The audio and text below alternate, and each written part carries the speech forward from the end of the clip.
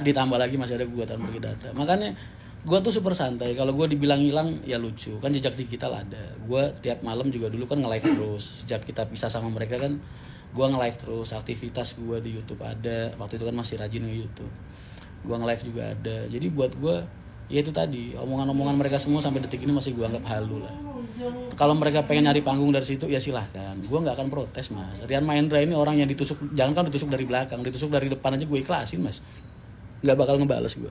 Cuman bentuk laporan balik ini tujuannya bukan karena gue benci, bukan, tapi supaya orang-orang kerabat-kerabat gue dan lain-lain yang berpikir atau memikirkan hal ini tuh jadi oh iya ternyata Rian di sini korban bukannya pelaku. Itu aja sih benernya.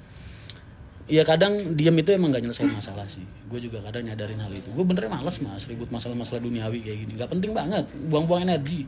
Satu, gue lagi sibuk sama MTI. Kedua, gue lagi sibuk sama project gue yang di Kuningan. Ketiga, gue lagi sibuk masalah pencalekan dan lain sebagainya. Ya walaupun kalian anggap itu gak berfaedah pencalekan, ya gak apa-apa kan, gue dimintain tolong, ya kan. Jadi ya seperti itu. Makanya minta doanya aja dari kalian. Bentar, gue kan lama gak nge-live biar pada ini. Bentar dikira gue kemana, nyari gue paling gampang lah. Ya kan, ya sekarang kalian kan punya otak kan, pada bisa mikir logikanya. Kalau emang dia punya masalah sama gue, apalagi sampai 2,2 miliar, bulan Agustus kemana?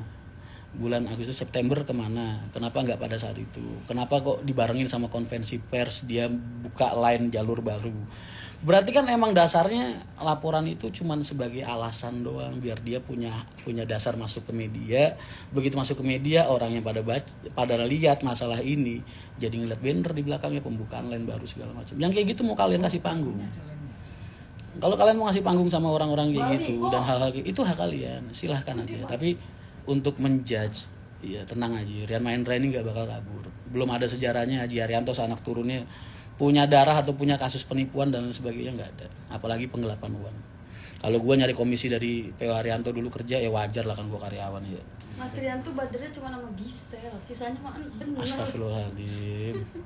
Kenapa bisa begitu? Tolong sambil nangis lah. Nangis berarti gue sedih dong. Gue nggak sedih mas, karena gue nggak salah kok. Kenapa? Makanya gue tuh masih mikirnya kenapa gue nggak mau laporan balik pada awalnya. Kan gue bikin tuh statement gue terakhir kemarin, gue nggak akan ngelaporin balik kalau masalah ini nggak terbukti dan memang gue dinyatakan nggak tadi pagi ya. Karena satu, gue nggak pengen ribut. Terus kedua, gue masih pengen ngejaga etika. Buat gue ini etika bisnis. Ya, buat gue ini etika moral orang bisnis, apalagi moral sama-sama orang transportasi. Tapi orang-orang yang pada desek gue supaya laporan ini, mas ini kalau nggak laporan ntar orang keenakan satu, terus kedua segala macam. Ya terus laporan apa aja yang bisa dilakukan? Demi orang-orang yang percaya sama gue. Nah demi orang-orang yang percaya sama gue, yang kerja sama gue dan lain sebagainya misalnya.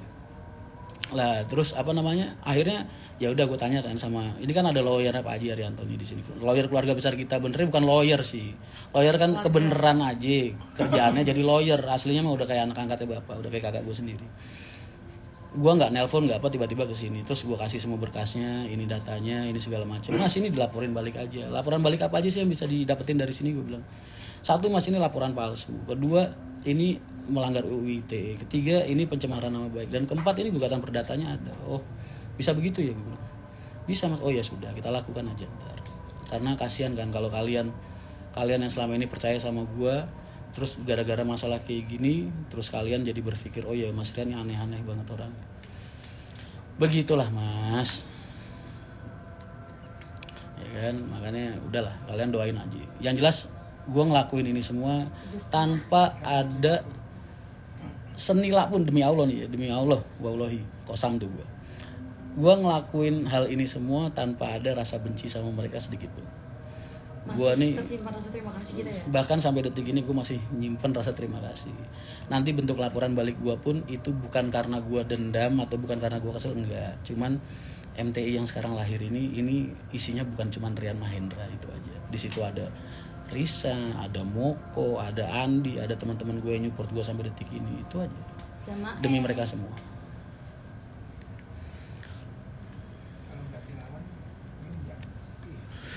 Ya cuman itu. Jadi sekarang logikanya mas, kalau emang gua ngelakuin hal kayak gitu, mas, gua nggak bakal ngemper di mari. Nggak bakal gue bikin garasi yang sewanya cuma 1,5 juta sebulan. Berapa? 2,2 miliar. Nah, makanya gue pengen tanya itu duit apa daun. Ya siap-siap aja, ntar akan ada laporan balik yang namanya pembuatan laporan palsu. Iya betul mas ya. Nah, begitu. Dia itu baper sama hater loh. Sekarang kalau dia curhat, dibully sama netizen, mas, netizen itu kan komentar sesuai dengan apa yang dia lihat, ya kan? Jejak digital kan ada, mobil ditarik sore-sore ketika lagi ngetem pengen naikin penumpang, ya kan? Alasan penarikannya apa? Bis baru jalan 1 bulan 2 minggu. Gua nggak sebutin kenapa alasan penarikannya. Bayangin aja baru trial, baru pra operasional. Ya, berarti kan kita belum bahas hasil dan belum bahas apa-apa lah. Orang baru sebulan jalan. Kenapa tiba-tiba ditarik? Karena